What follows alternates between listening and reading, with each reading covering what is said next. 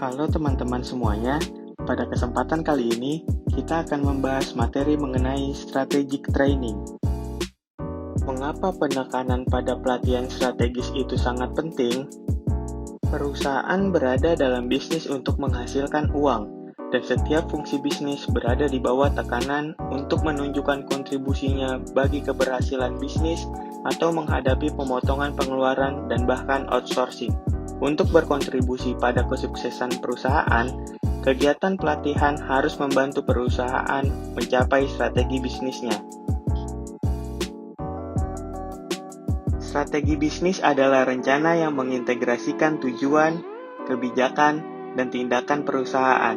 Strategi ini mempengaruhi bagaimana perusahaan menggunakan modal fisik, yaitu pabrik, teknologi, dan peralatan, lalu modal keuangan, yaitu aset dan cadangan kas, dan modal manusia, yaitu karyawan.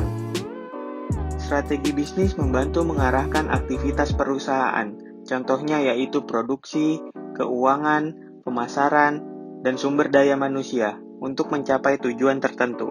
Pelatihan strategis dan proses pengembangan. Pada tabel ini menunjukkan model pelatihan strategis dan proses pengembangan dengan contoh inisiatif strategis, kegiatan pelatihan, dan metrik. Prosesnya dimulai dengan mengidentifikasi strategi bisnis. Selanjutnya, pelatihan strategi dan inisiatif pengembangan yang mendukung strategis dipilih. Mentransfer pelatihan strategis dan inisiatif pengembangan ke dalam pelatihan konkret dan kegiatan pengembangan adalah langkah selanjutnya dari proses. Langkah terakhir melibatkan mengidentifikasi tindakan atau metrik. Metrik ini digunakan untuk menentukan apakah pelatihan telah membantu berkontribusi pada tujuan yang terkait dengan strategi bisnis atau tidak. Identifikasi strategi bisnis perusahaan.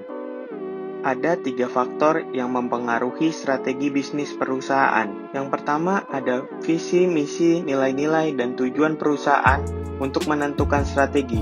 Ini biasanya ditentukan oleh tim manajemen perusahaan.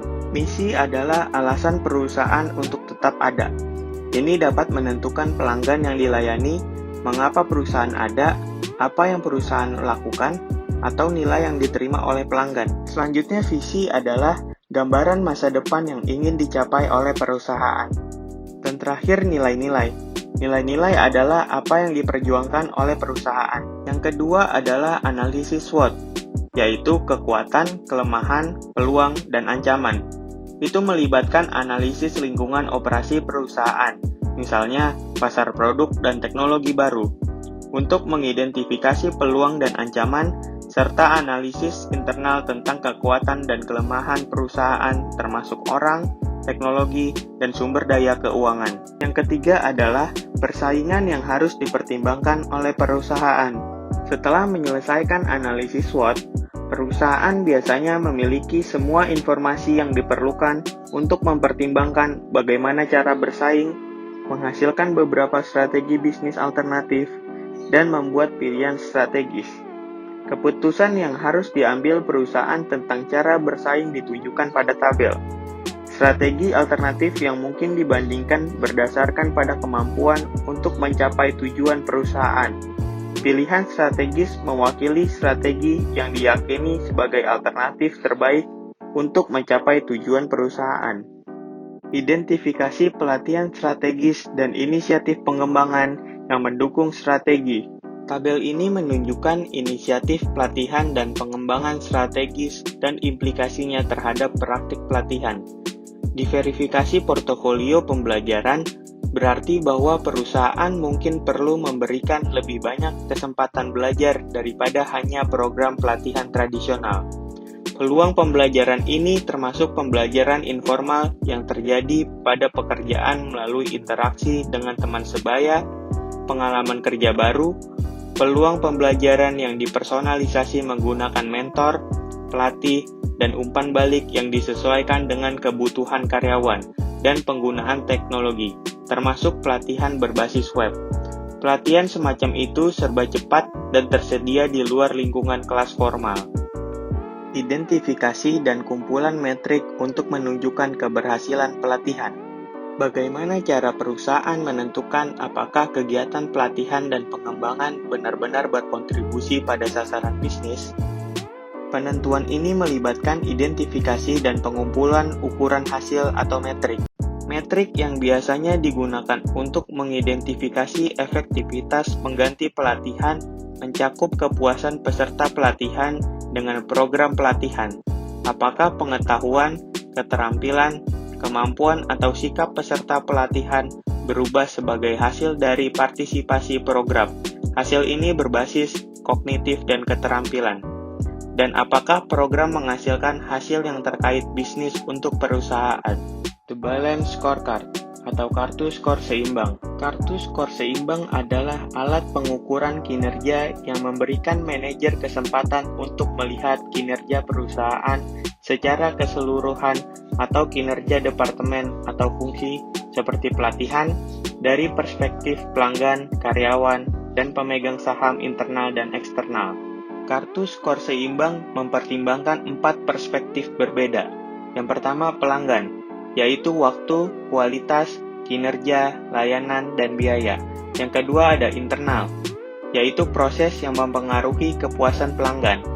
Yang ketiga ada inovasi dan pembelajaran, yaitu ada efisiensi operasi, kepuasan karyawan, dan peningkatan berkelanjutan.